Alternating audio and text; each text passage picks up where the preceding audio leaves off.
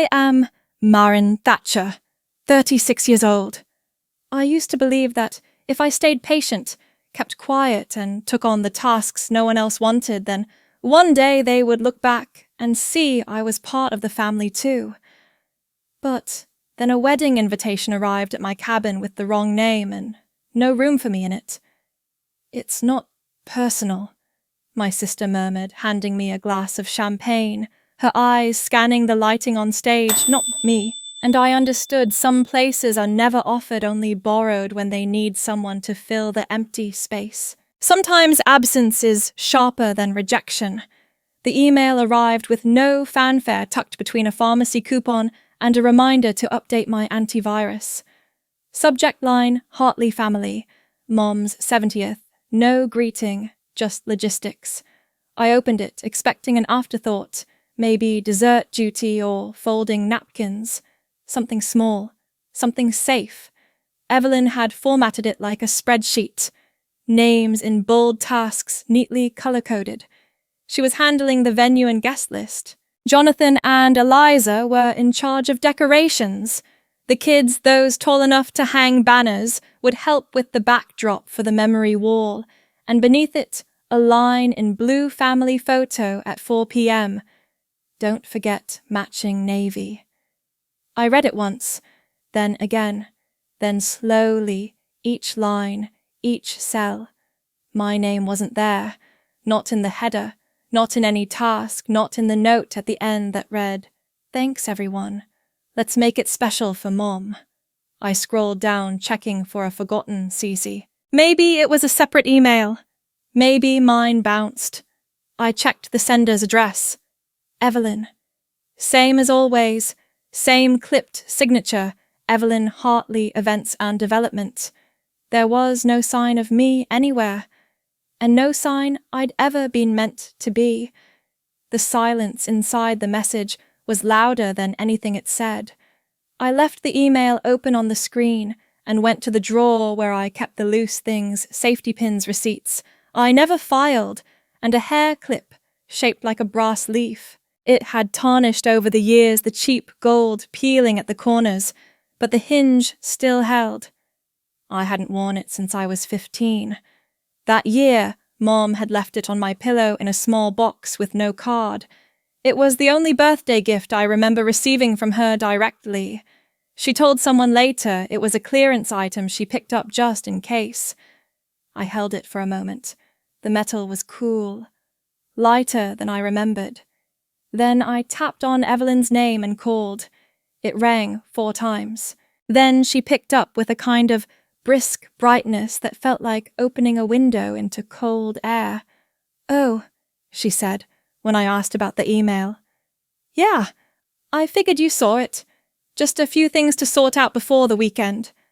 I didn't ask why I wasn't listed. I just waited. It's probably just easier if you don't come," she added. "You know how Mom gets. She's very particular about the tone of things. There was no apology, no hesitation, just efficiency. I wasn't sure if you still engage," she added, stretching the word like it might break. "With family things, I mean. Since you've been out of the loop." I said nothing. "Anyway," she continued, "I'll tell them you're good with sitting this one out." I nodded, though she couldn't see it. She ended the call with a chirpy, "Take care," like we'd confirmed a delivery slot. I looked back at the screen, the line about matching navy, the part about making it special. I closed the laptop slowly, like it might shatter. There was no anger. Not the kind that raises a voice or clenches a jaw. Only that slow, glacial stillness that comes when a truth confirms itself. It's not always the exclusion that cuts. It's how no one seems to notice you're gone. I made tea I didn't drink. The kettle whistled anyway, like it had a job to do. I washed one dish, then another, then stood at the sink long enough for the water to turn cold again. The clip sat on the counter next to the sponge. I didn't move it. Later, I checked the family thread, not the email, but the old text chain we hadn't used since Thanksgiving.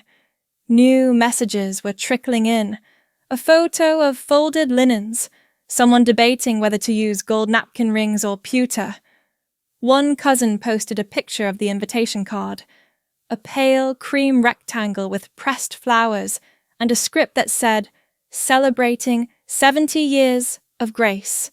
For Marianne Hartley. I zoomed in on the bottom where the RSVP list was printed, hosted by Evelyn Hartley and family. And below that in smaller type special thanks to Jonathan, Eliza, Mark and all the Hartley kids. There was no room left in the font size for anyone else. A soft ping pulled my attention back. A new message. From Mom. No greeting. No punctuation. Just, "Please wear something neutral if you're stopping by beforehand. No need to linger." I didn't reply. Instead, I folded the tea towel on the counter and placed it neatly over the hair clip. Not to protect it. Just to cover it from my own eyes. Then I sat down. Let the quiet stretch. Some names are never removed. They're just not written in at all. There was a time I believed effort could be read as love. I used to fold napkins into swans at family dinners even when no one noticed. Evelyn would walk past the table, run her hand along the edges, and flip one back to a simple triangle. "Let's not overdo it," she'd murmur mostly to the room. No one corrected her. No one said anything at all. I always brought the pie, not the store-bought kind, but real crust, real filling. I learned the recipe from Mrs. Langley down the street and memorized it by heart. When I was 17, I overheard Thomas mention it, tasted a little off-brand. He reached for the pumpkin roll instead. Once, I spent 6 weeks planning Mom's birthday. I was 27, had just gotten my first steady contract, and saved enough to rent a garden venue. There were lanterns in the trees and cloth menus I printed myself. No one knew I stayed up the night before steaming tablecloths in my hallway, or that I walked 4 blocks with bouquets in my arms because the florist delivered late. Evelyn arrived in heels and a silk shawl and said, "You shouldn't try so hard. It looks desperate." She smiled while saying it like handing me a mint after bad news. Mom told everyone the venue was lovely and then asked Evelyn to help with next year's plans. I had written letters once, not dramatic ones, just folded lines of soft hope. I left one on Mom's dresser when I was 21 after she forgot my job interview date. It had one sentence, "I hope you'll be proud of me today." The envelope stayed where I left it for a week. Then it was gone, with nothing said. I found it months later used as scratch paper inside the recipe drawer. A list of things to buy for Evelyn's engagement party, scribbled on the back. She had forgotten her handkerchief, once pale linen, with her initials stitched in one corner. I found it tucked inside her suitcase the morning after Thanksgiving. I laundered it by hand and ironed it flat, folded the edges with precision, and returned it to her drawer. A week later, it reappeared on the hallway floor, crumpled with lint. No one asked how it got there. She never mentioned it again. At Christmas, I stayed late to help clean. I rinsed every wine glass, stacked the folding chairs, even reset the thermostat before leaving. As I stepped out, Mom stood in the doorway holding a single candle in a crystal holder. "It's fine to let others do things, you know," she said, glancing past me. "Not everything needs to be touched up." I nodded. I hadn't spoken in over an hour. I learned early not to interrupt, not to disagree. I wore beige when Evelyn wore burgundy. I took the last seat, never the front. When the photographer asked for a core family shot, I stepped aside before being told. Evelyn once joked that I was preemptively polite. At school, I won a small poetry contest. I left the ribbon on the fridge under a magnet shaped like a rooster. The next morning, it had been replaced with a field trip form for Evelyn's youngest. No one asked what the ribbon meant. I didn't move it. Mom once pulled me aside in the laundry room. "You're quiet," she observed, folding one of my shirts without looking up. Not in a worrying way, just in a way that takes up space slowly. I folded the towel in my hand, twice then, again, until it fit into the shelf like a forgotten receipt. She never waited for a reply. When Evelyn announced her promotion at the family barbecue, there were sparklers. I brought lemonade in a glass pitcher with mint leaves. It sweated on the table untouched. Someone had set a case of soda nearby. "People like familiar things," Thomas remarked, cracking open a can.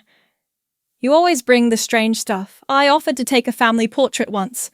Just a small one, candid, with the nieces and nephews playing in the background. I framed it with care, printed it on thick paper. It sat in the hallway for a week before being replaced with a formal studio shot Evelyn had arranged. Framing is about balance, Mom told me, brushing dust from the new photo.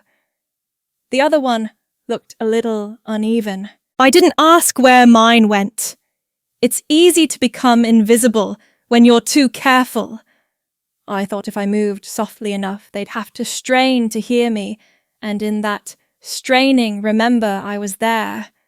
But they never strained. They just adjusted the volume of the room to fit what they wanted to hear. Even now, I still stack things in straight lines. My pantry has labels. My books are sorted by span tone. I iron the corners of pillowcases, though no one sees them. I used to believe that small efforts would build something. Like, if I stitched enough seams in silence, the fabric would finally resemble a home. But cloth thins with wear, and not all creases smooth out, even with steam. Some shapes never return to what they were.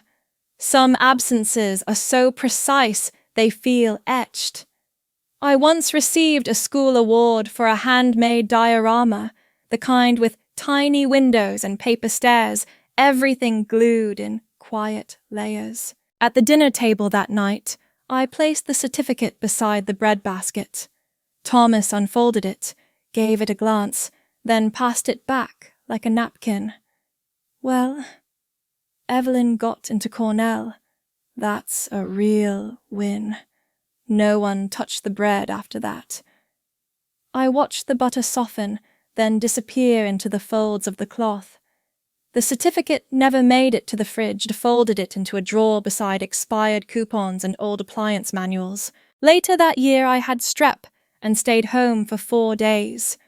On the 5th, I wandered to the kitchen still in socks and one of Mom's old sweatshirts. A stack of mail sat on the counter, neatly arranged, unopened. On top was a cream-colored envelope addressed to the Hartley family. The return address said Blackbird Lake Cabins. Inside were 3 tickets, one for Thomas, one for Mom, one for Evelyn. My name wasn't on the packing list clipped inside. Evelyn reached over, flipped the flyer shut. "Oh, it's a tight cabin. You'd be bored anyway." I nodded, though no one had asked. That weekend I watched them load the car with snacks and folding chairs. Mom handed Evelyn her sunglasses. Thomas double-checked the GPS. I sat on the porch steps and picked at a loose thread on my sleeve. When the car backed out, no one waved. The thread snapped just as they turned the corner. I've always had a drawer for paper things, misprints, empty notebooks, clipped recipes I never tried. Somewhere in the back, I still have that cabin invitation. My name is handwritten across the envelope in blue ink, then crossed out in a single black line. I don't keep it out of spite. I keep it because it happened. There was the year we took the New Year's photo in matching sweaters. Evelyn handed them out navy with a white tree stitched across the chest. Mine was missing. She said she must have forgotten to order a 5th. Mom found an old grey one in the coat closet and handed it to me without looking. "It's fine. You'll be in the back anyway. In the final photo, I stood just left of center. When the print came in, I noticed something small. My shoulder had been cropped out. The edge of the sweater, my sweater, was gone. It framed better this way, Evelyn said when I held it up beside the original. Thomas leaned over, looked at both. Cleaner composition, he added. Later, I found the original still saved on the camera. I printed it myself at the drugstore and slipped it into the back of a book I didn't lend out. I never showed it to anyone. It wasn't proof, just presents. The next year, Evelyn sent out a wedding announcement with gold foil lettering and pressed eucalyptus. The envelope was addressed to Marianne, Thomas, and family. When I opened it, there was no RSVP card included, just a printed insert with seating instructions and meal options. I emailed to ask about mine. No reply. At the wedding, I sat at table 9 near the sound equipment. My name tag read M. Thacker. I didn't correct it. The server asked if I'd requested the vegetarian plate. I hadn't, but I nodded. At one point, Evelyn passed behind me, leaned in close. "You're being very gracious," she said. "Some people would have made a scene." She was holding a champagne flute, not smiling. I reached for my water glass and held it with both hands until the ice melted. There's a part of the linen closet I use for what I don't want to lose. In the back corner is a padded folder with old programs, unused tickets, name tags with letters rearranged just slightly wrong. Some people hoard anger. I collect misprints. In one photo from a cousin's birthday, I'm crouching behind a picnic bench. Everyone else is standing. I hadn't been late. I'd offered to take the photo, but someone handed the phone to Uncle Jim instead. "Get in the shot," he said, and I did. No one made room. I've memorized the things I wasn't meant to see. Not as fuel. Just so I don't have to keep asking myself if I imagined them. There's an art to being left out without being erased. It takes practice. I used to think I was hard to include, that maybe I misread the invitations or arrived too quietly. But silence leaves fingerprints too. I once ironed place cards for Thanksgiving, smoothing out the cardstock just enough to make each name stand tall. Mine wasn't there. I asked if they needed another. "We ran out of cardstock," Evelyn said. Mom didn't look up from the pie. "You can sit at the end." "You know where." "I do, I always do. Some chairs don't need names. Everyone already knows who doesn't belong in the center. Some erasures don't smudge the page. They reprint it without you." I didn't mean to see the article. It was wedged between a grant notification and a community bulletin I'd stopped reading regularly. The headline didn't catch me at first. Too polished, too safe. Haven reach a new standard in youth resilience. But the name underneath it caught. Evelyn Hotley. Her photo sat beside the title eyes fixed slightly off-camera mouth in a line that looked thoughtful if you didn't know her. Behind her, a wall painted in bold colors. I remembered tracing by hand on a ladder we borrowed from the church maintenance closet. One of the brushstrokes was still mine. The article began with a paragraph about visionary women legacy grassroots leadership. It sounded like something I would have written a year ago, back when we still passed edits across the table at Maggie's house drinking stale coffee and arguing over commas. But this one had no trace of me. Evelyn spoke about the founding her dream to create space for those who've been overlooked. She mentioned long nights, difficult decisions, building from scratch. Then the phrase, "My family and I came together to build something lasting." Family and I. I read it again slowly. The words didn't change. There was a photo gallery. Kids in clean t-shirts, clipboards, and conference lanyards, pop-up banners with the new logo, sky blue and cheerful. I remembered those faces. I'd held some of those kids when they cried. One of them once gave me a drawing of a house with no roof and called it the cabin that feels safe. The mural appeared again. Evelyn stood in front of it smiling in a way that didn't quite reach her eyes. The caption read, "Founder and Executive Director Evelyn Hartley." No mention of a second name, no credit line, no asterisk, no trace. I printed the article and folded it into thirds, careful not to crease the words.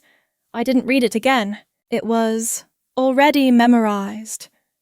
That night, Maggie showed up with a manila folder in her hand and tension in her shoulders.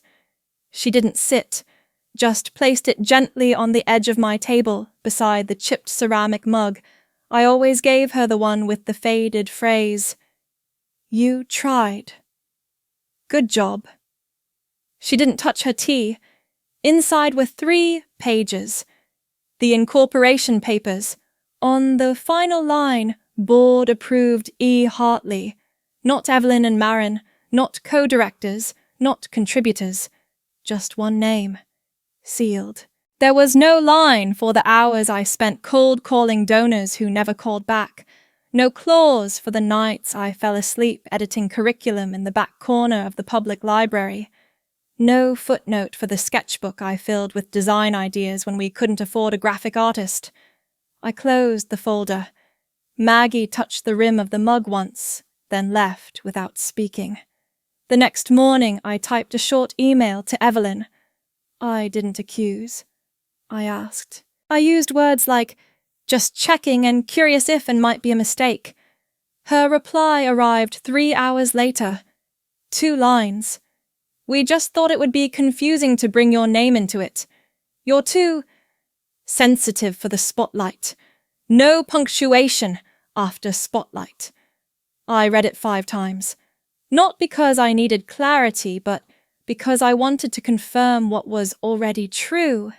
It wasn't a mistake. It was a decision. I didn't answer.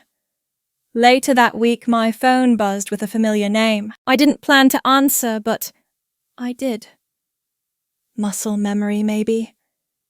Mom's voice came through like static over a worn-out radio. She spoke of Evelyn's television spot, how poised she looked, how strong her delivery was. "She has presence," Mom said. "She really fills a room." I held the phone away from my ear, let her words drift toward the window. "She's carrying so much now," she continued. "It's good that she finally gets to be seen." There was a pause, that long, slow kind. "Let your sister carry the flag. You've always been better behind the scenes." I didn't argue.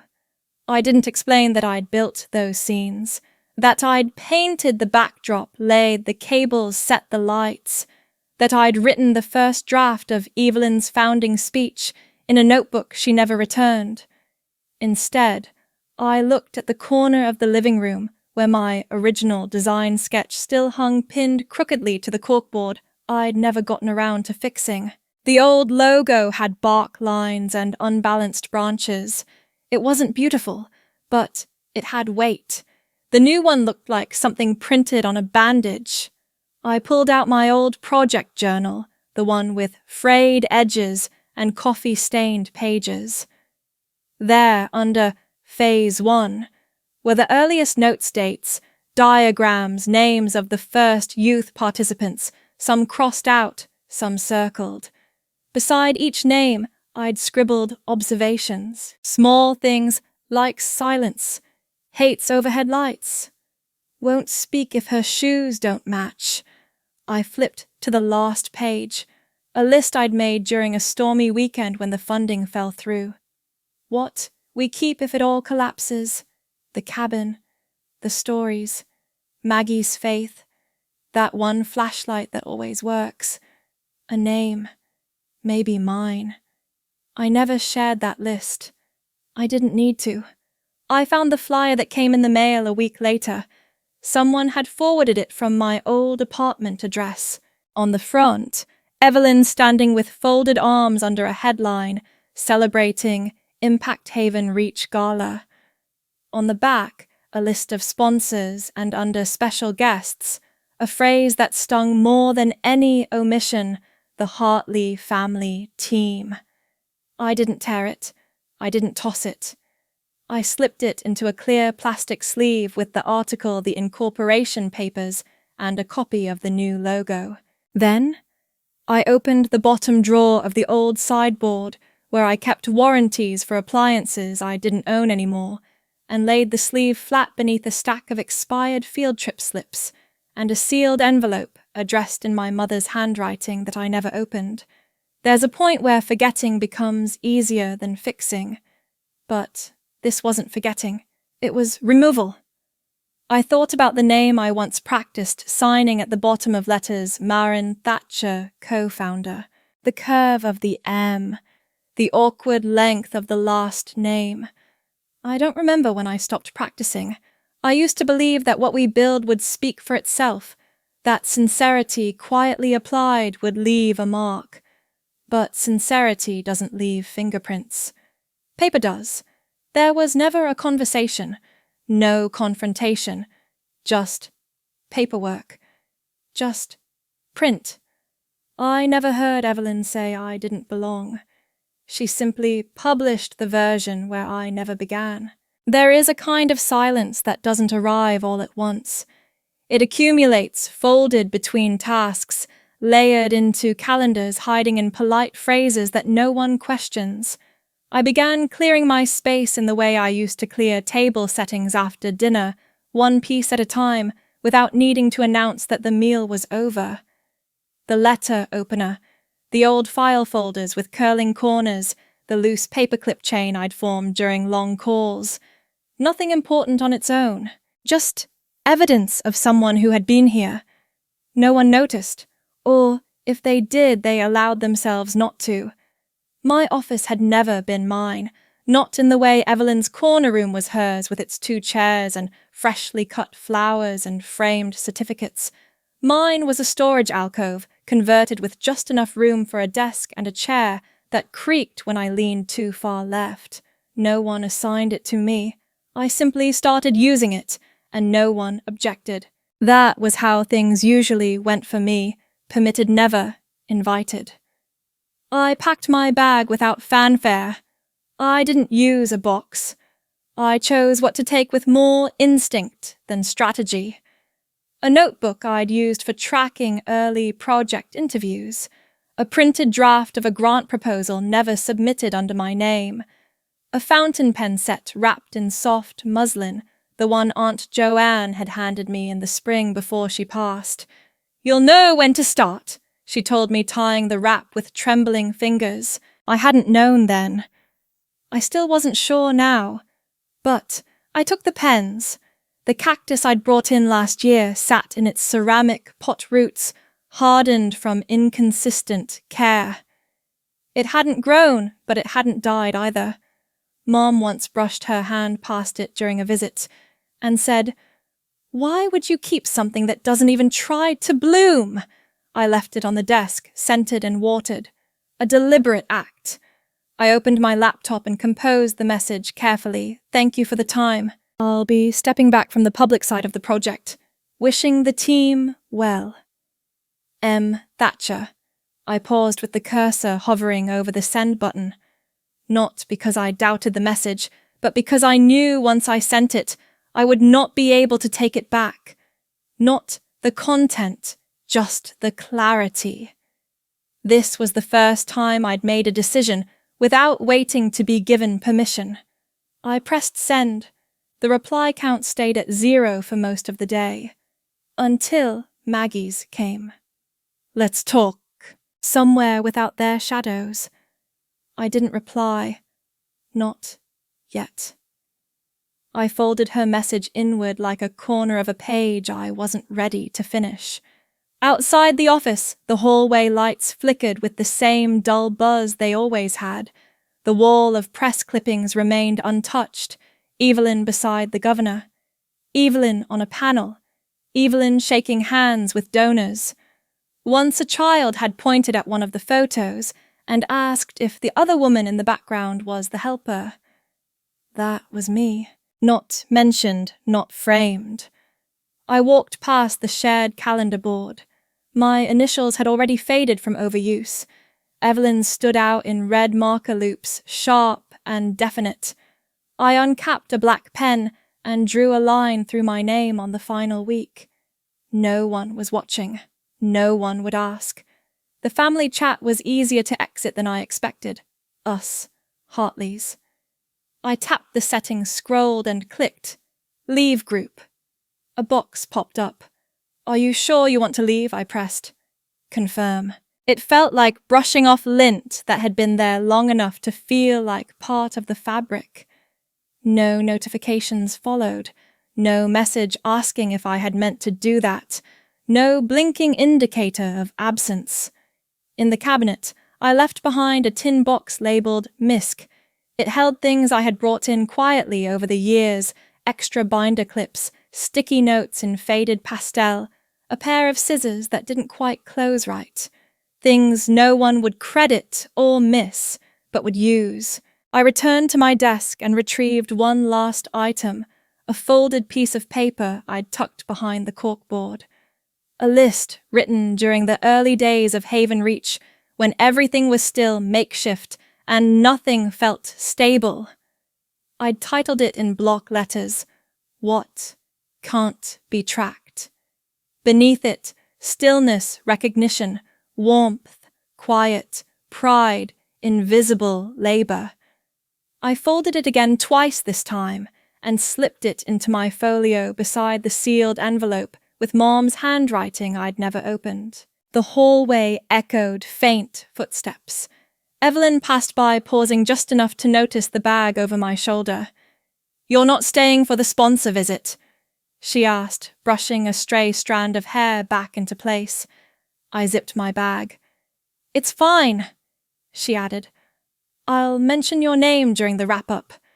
People like a quiet origin story."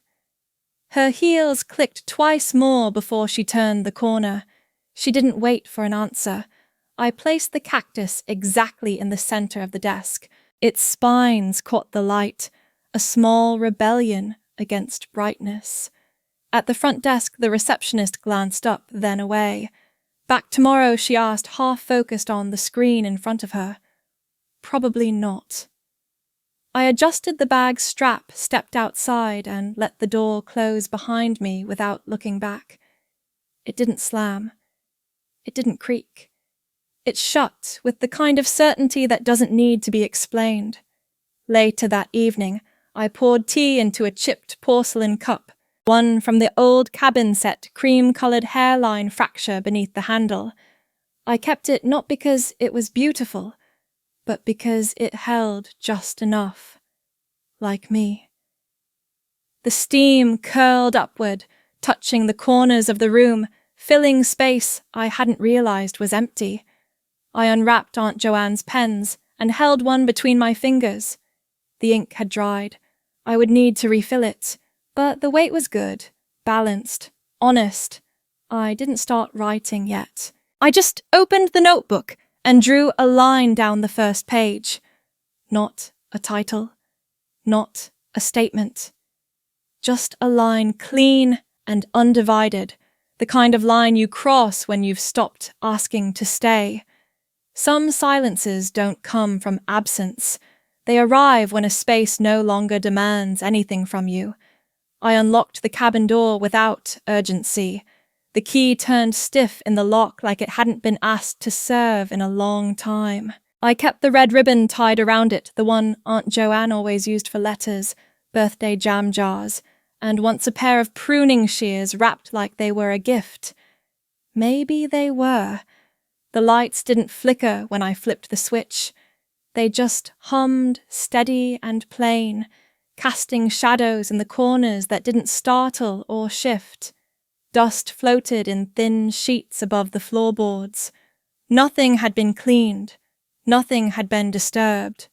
The cot was where I remembered, low to the ground, quilt still folded at the foot, stitched by a neighbour, whose name I forgot, but whose initials were sewn in the lining LMJ. The bookshelf bowed in the middle still held the same books, gardening mid-century paperbacks books on regional birds. I ran my finger across the spines and left a trail like proof I was there. I didn't speak aloud. There was no one to hear, but my body moved in the rhythm of someone settling, not arriving, not escaping, just being. I placed the chipped porcelain teapot on the stove. The crack had widened slightly since I last used it, but it still held water. Joanne used to run her finger over the fracture and say, "Some things are only strong because they've broken in the right places." I poured tea into the smallest cup, blue glaze, uneven lip, and held it between both hands. Not for warmth, for balance. There was no Wi-Fi, no cell reception unless I walked up the slope to the clearing behind the shed. I didn't, not once. The second morning, I found a folded photo tucked into a drawer beside the sink. Me and Joanne sitting in the dirt with an old sketchboard mapping out her garden with the string and sticks. In the corner, her handwriting in pencil, "Start where the sun lands." I pinned it to the wood wall above the window with a bent thumbtack I found stuck in a drawer. I didn't bring a calendar. Time passed in smaller ways, the tea kettle's whistle, the way light shifted across the floorboards, how long the mug stayed warm after I poured the water. I swept the floor with a broom that shed its bristles, rearranged the 3 wooden chairs to face no particular direction, washed a set of hand towels I found in a crate labeled Misk Linens, hung them to dry on the back of a chair. There was a pocket-sized notebook in my coat. One I used to keep in my bag for meeting minutes. The first half was filled with notes I no longer needed.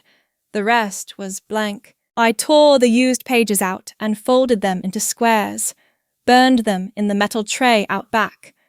Not as a ritual, just because they didn't belong anymore. The air smelled like pine and old varnish. Some mornings it mixed with smoke from neighboring chimneys, but mostly it smelled like quiet. I found the mentorship proposal on day 4, folded deep in the leather folio beneath unpaid receipts and a draft of a resignation letter I never sent. Pilot mentorship. Women who made it. Anyway, I remembered naming it that at 1:17 a.m. after Maggie and I spent 3 hours arguing over frameworks. She wanted resilience. I wanted something less tidy. The document had coffee stains near the margin, notes in blue ink, a line I'd underlined twice. The goal is not visibility. The goal is voice. I lit the desk lamp, the one with the paper shade that warped with heat. I didn't need the light. I just wanted the page to glow. Outside, a deer passed near the porch, paused, looked in, then continued. I didn't move. I didn't check my phone. I left it powered off in a drawer, wrapped in an old scarf. I didn't hear it in my mind anymore. The phantom buzz had quieted by then. There was a small basket by the window, filled with seed packets, most expired. I read the name sums out loud under my breath. Verbena, aster, milkweed. There was comfort in naming things that didn't need to bloom to matter. By day 6, I stopped counting the day. The kettle began to whistle before I'd even struck the match. My body remembered when to move. I took down the crooked picture frame above the stove and left the nail bare. Hung nothing in its place. Sometimes a blank space says more than a filled one. The letter from Maggie came folded in thirds, handwritten in blue ink on cream stationery. Let it settle. Let it shape you. You don't owe them a single comma. I folded it back and slid it behind the photo of the garden path. That corner of the room felt fuller afterward, though nothing had changed. One evening I found the flash drive in the lining of my coat. It had every document I'd saved, early drafts, workshop guides, proposals with my initials scrubbed out. I turned it in my hand. The label had rubbed off. I didn't plug it in. Instead, I opened the notebook I had cleared, wrote one sentence in clean, unbroken letters. Subject, for the record, the story isn't over. I didn't add a recipient. I didn't sign it. I closed the cover and placed it beside the window where light could reach it. Not everything needs to be delivered to be real. That night, I took the blue teacup outside and sat on the front steps. The sky above the tree line had turned the color of worn denim. No birds. Just wind. Just the sound of wood remembering how to hold. Wait, I didn't think about Evelyn, or Mom, or what they would say if I returned. I thought about the garden Joanne never finished, about the seeds she bought but never planted, about how she once told me, not everything has to grow for it to still count as trying. The kettle inside had cooled, the last of the steam had disappeared. I didn't reheat it. Some things only need to be warm once. And some roots are meant to stay where no one else bothers to dig. Some invitations aren't made to include you. They're meant to complete the picture. I hadn't checked the old inbox in weeks. It wasn't even set as my primary anymore, just a leftover account linked to things I hadn't fully let go of. The subject line read, Community Spotlight Nominee. Haven Reach Inquiry. I opened it without thinking. Dear Ms. Thatcher, we are pleased to inform you that you have been included as a named contributor in Haven Reach's nomination for the Applegate Community Legacy Award. Please let us know a convenient time for a brief introductory call. It was signed Linda Applegate, founder and chair. There was no explanation. No CC to Evelyn. No clarification as to who had submitted the nomination or why my name had appeared on it after being absent for so long. Just the quiet assertion that I was now part of something already in motion. 3 hours later, Evelyn's message came. No greeting. Just, we added your name back in hope that's okay. It just made the application stronger. You don't have to come, of course. No punctuation after, of course. I didn't respond. 2 days after that, a thick envelope slid through my mail slot. The cardstock was expensive, the kind that left fibers on your fingertips. Gold-embossed logo. Matching navy envelope liner. I held it against the light and watched the emblem shimmer. Celebrating Roots of Change. A night honoring founders. Families' futures. Inside, Evelyn's name was printed 4 times, once on the speaker list, twice in the official history, once in the list of visionary founders. Mine appeared once in a smaller font, under a section titled Legacy Advisors. I was slotted between a pastor's widow and a retired school superintendent. My name had been shortened M. Thatcher, Assistant Legacy Advisor. Assistant was italicized. I placed the invitation on the counter beside the chipped sugar jar. It stayed there for a full day before I slid it into the drawer where I kept half-used candles and twist ties. The night of the event, I wore black. Not because of mourning, just because it asked nothing of me. It matched the space behind my eyes.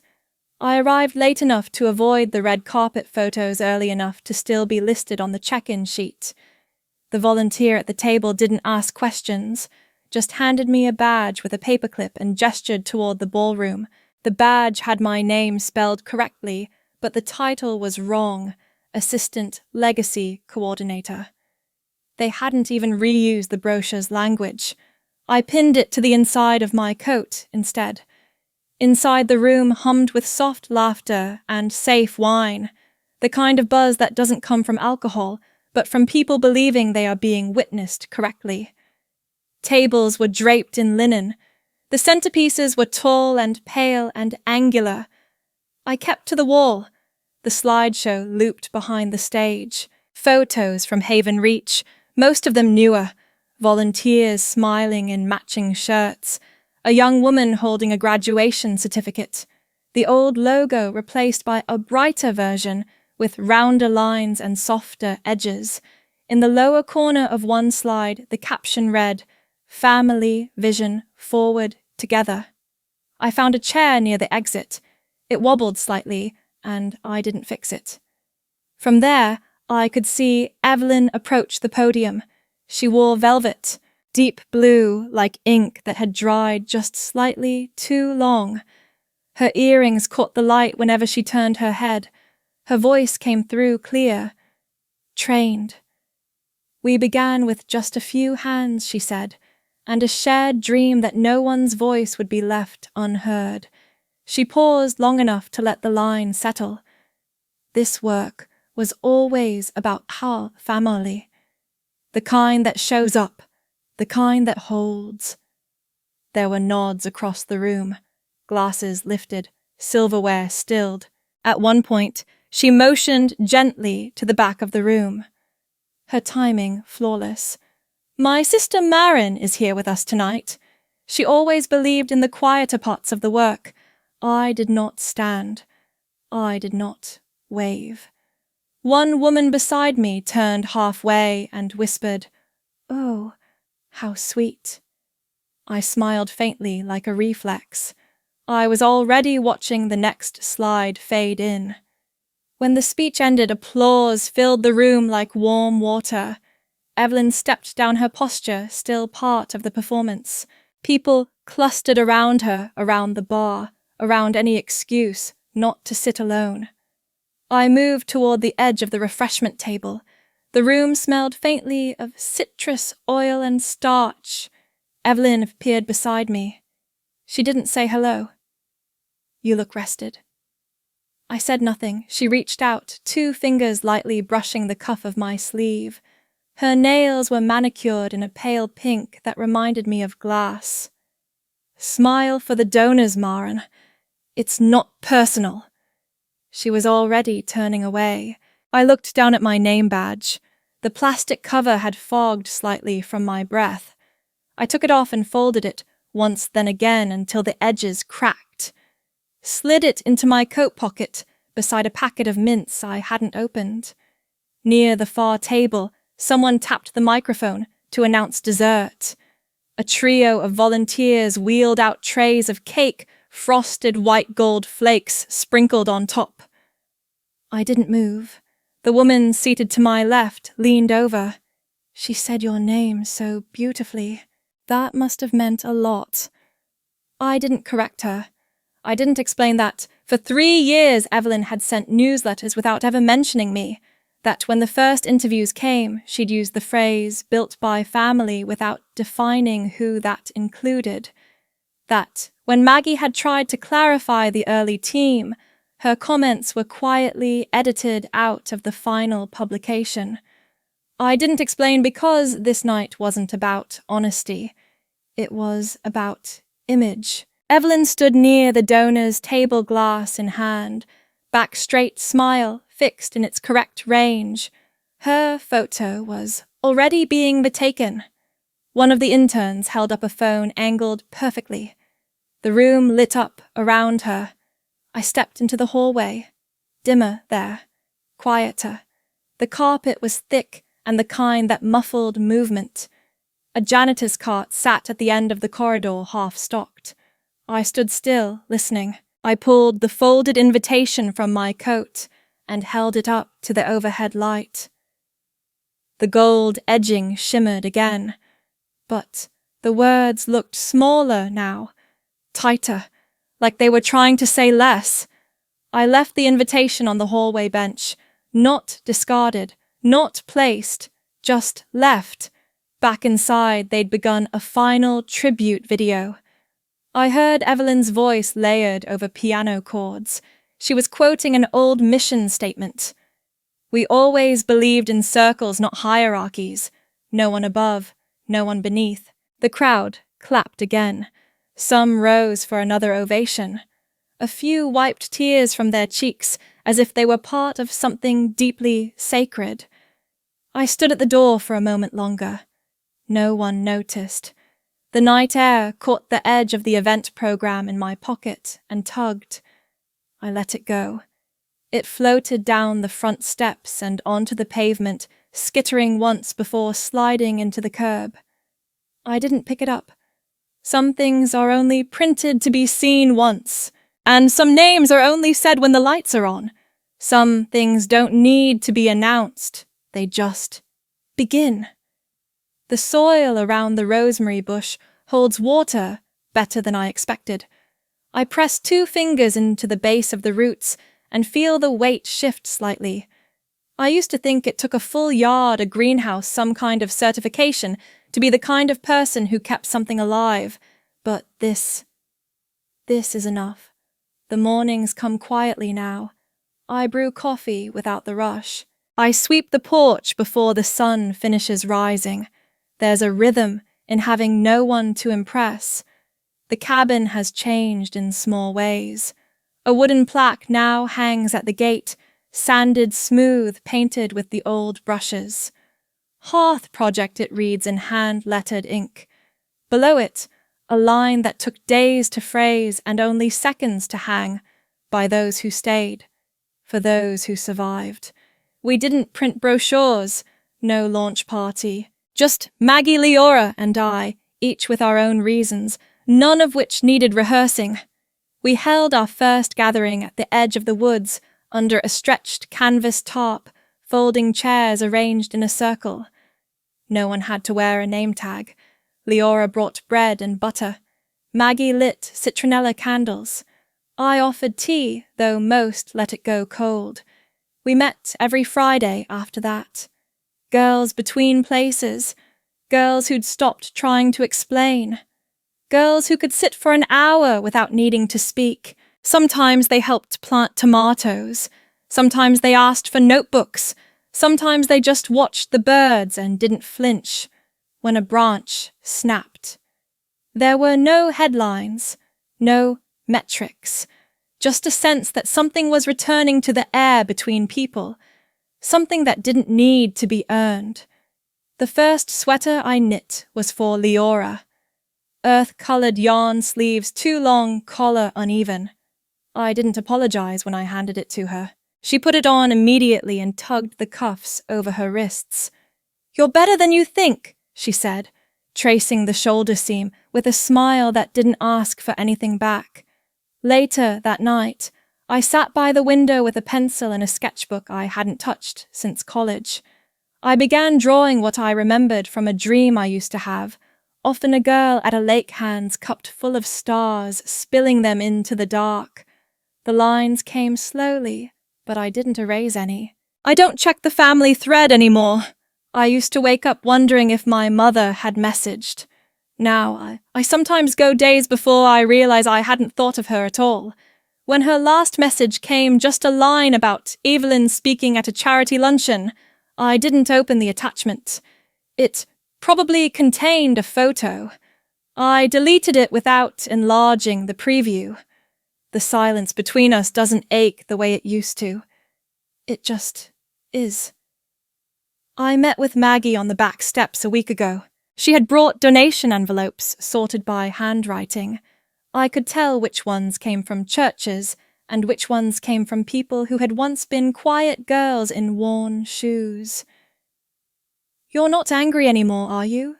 Leora asked me once while we were repotting marigolds. I didn't answer immediately. The roots were tangled and needed loosening. "No," I said, brushing dirt from my palms. "Just done. The difference between leaving and being done is that one still looks back. I don't." I mailed back the last of the old project documents last month. Certificates, with my name misspelled, a framed press clipping that never mentioned me. I wrapped them in plain paper and left a single note. "Please update your records accordingly. No signature. They haven't replied. I don't need them to. The things that grow here aren't perfect. Some bend toward the wrong light. Some bloom early, then fade fast, but none of them were forced. There's a small shelf near the kitchen where I keep notes from the girls.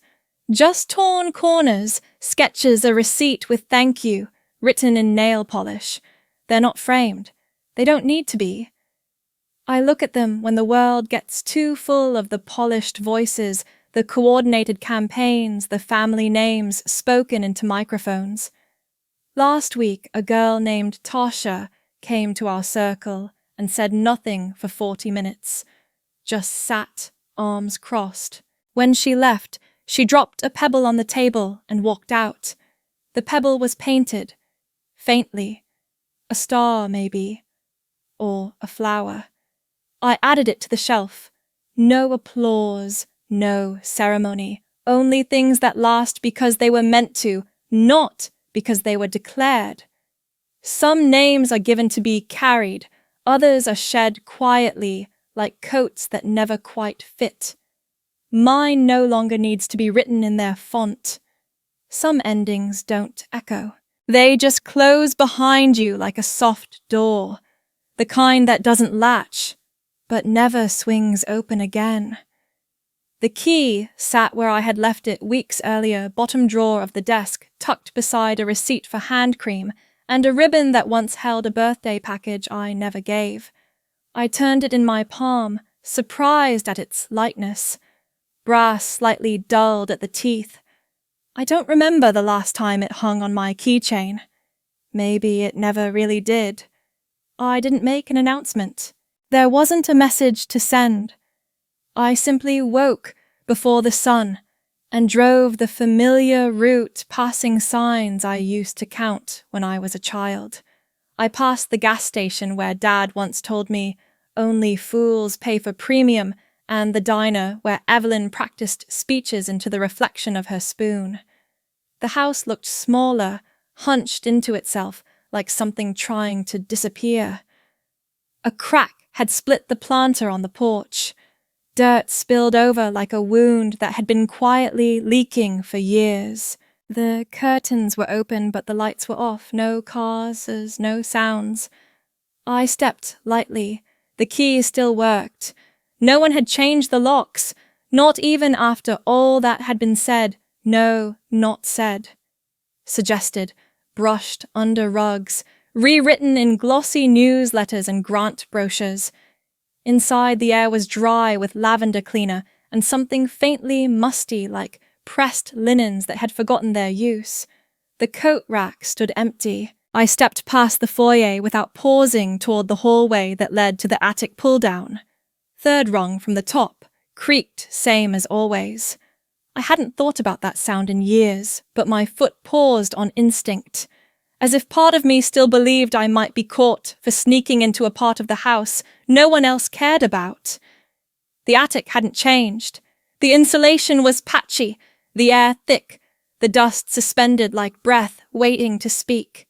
In the far corner behind an old twin bed frame and a broken mirror sat the cedar trunk. Scratched on the side a faint carving, E and M, in uneven letters written when we were small enough to believe initials meant forever.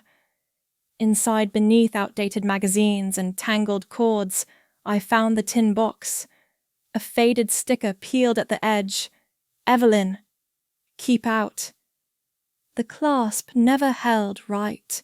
I didn't hesitate. The journal was on top, wrapped in a scrap of floral cloth. Pages frayed, corners curled inward. It looked like something too used to carry secrets anymore. I flipped through it slowly, breathing through my nose like I might disturb the air if I exhaled. Marin is a liability. She doesn't even try to blend in. She always looks like she's waiting to be erased. She's not a sister. She's a placeholder. Mother says, be kind. I say, remove her, quietly. The underlining wasn't angry. It was methodical, like someone editing out a sentence that doesn't serve the argument. On one page, dated a month before Evelyn's graduation, she wrote, "If we cut her out, there's less friction. I don't hate her. I just don't need her there."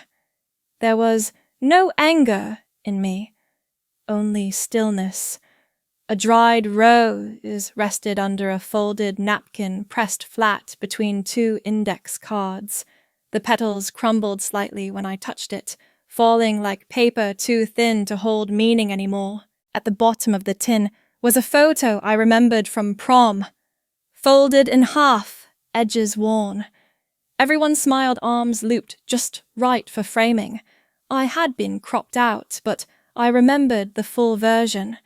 I'd stood at the edge, a little too stiff dress hem, already fraying from the bus ride. The dress caught fire that night, a stray candle, a flicker, and then a scorch. No one asked if I was burned. Evelyn had called it poetic. I placed the photo back. Beside the trunk in a cardboard shoebox, I found the shoes from that same night. Pale gold heel, worn thin, one strap, missing a buckle. I held one in my palm, lightweight, like something ceremonial rather than practical. Shoes not meant for walking, only for being seen in. I left them near the attic door. Downstairs, the house remained quiet. A fan in the hallway buzzed against the silence. I walked to the drawer by the entryway where we used to keep coupons and takeout menus and cards never mailed. Beneath a stack of grocery receipts, I slid in a folded sheet of paper. No envelope, no heading. "You erased me loud." I walk away quiet. I smoothed it flat, tucking it under a flyer about landscaping services. Then I stood at the door. The key in my hand felt less like an object and more like punctuation. I let it fall through the letter slot. No click, no sound. Only the hush that follows a line finally ending. Back in the car, I tilted the rear-view mirror skyward. I didn't want to see the windows. I didn't want to wonder who might open them later and pretend they didn't see the note.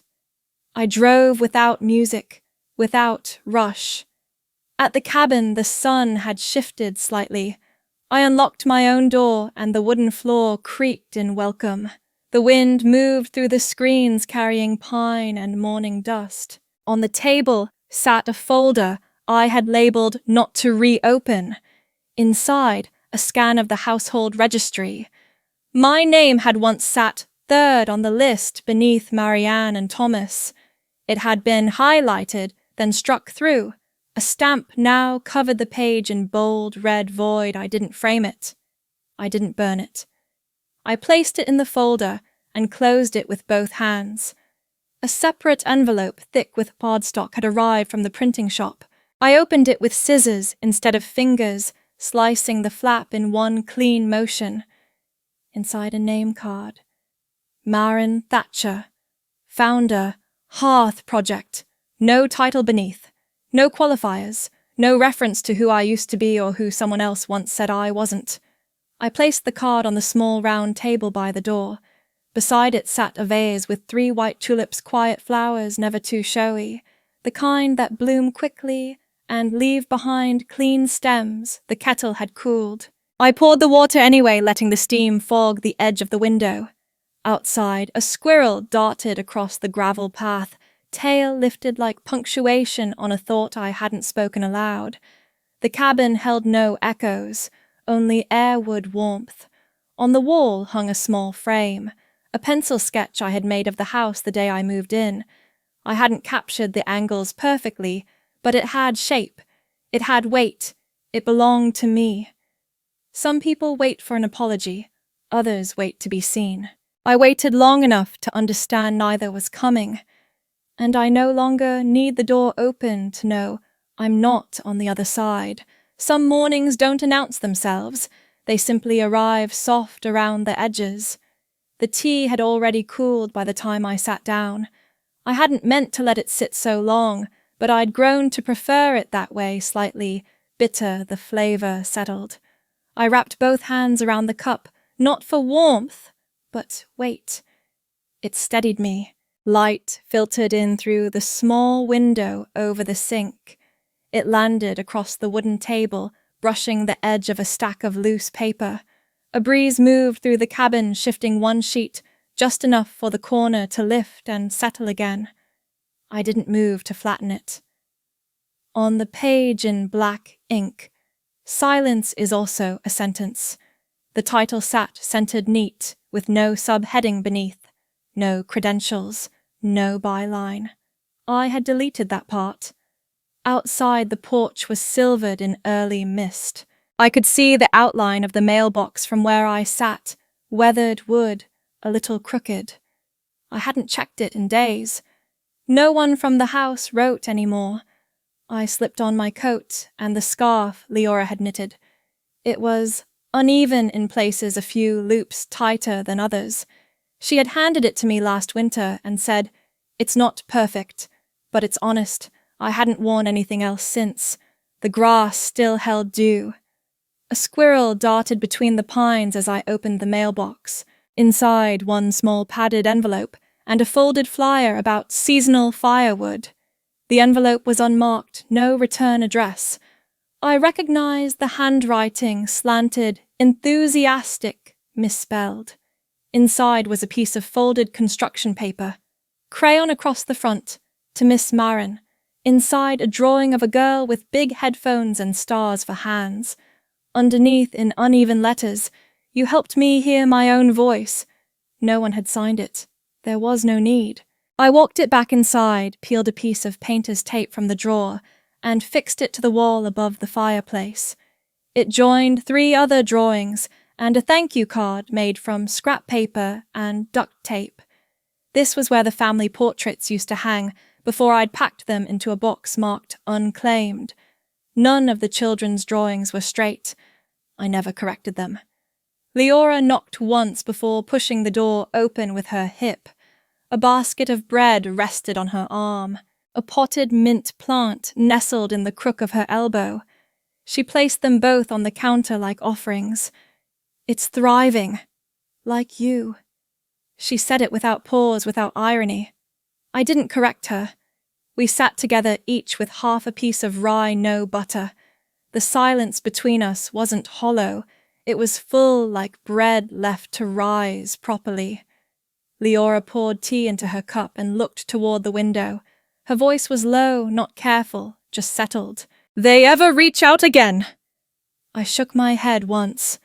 "You still angry at them?" I let the question hang. Then, "No, just done." She nodded like she already knew. She had probably stopped asking for names years ago. In the corner of the bookshelf sat a small wooden box. Inside were the last pieces I hadn't yet decided what to do with, scraps of that old life, things too quiet to be dramatic, but too pointed to ignore. I opened it after she left. The wedding invitation was still there, addressed to Mr. Whitley, plush guest. A name I'd never carried. A plus I'd never needed. The envelope was floral, the ink gold. I had once turned it over and over in my hands, searching for some hidden joke. It wasn't a mistake. It was efficient. I placed it in the firebox and struck a match. The paper curled slowly, edges darkening before folding in on themselves. No smoke, only a soft glow. The kind of ending that doesn't demand applause. Just a nod. Just breath. I returned to the table and opened the leather notebook I'd kept sealed until now. The pages inside were blank. No prompts, no headers. On the first line I wrote, "I was not erased. I simply stopped waiting for an invitation." There was nothing more to add. The ink dried quickly in the still air. Later, I opened the back door and stepped outside. The yard was quiet, unmanicured. A few leaves clung to the fence. The sun hadn't yet cleared the trees. I leaned against the frame and watched a squirrel leap onto the porch, pause at the step, then vanish. Some lives don't unfold like stories. They breathe like seasons slow, cyclical, unannounced. No dramatic return, no revenge, just a clearing. A space reclaimed. There were no lists now, no events, no folding chairs to arrange or shirts to match. Only my own name written in my own hand exactly where I chose to place it.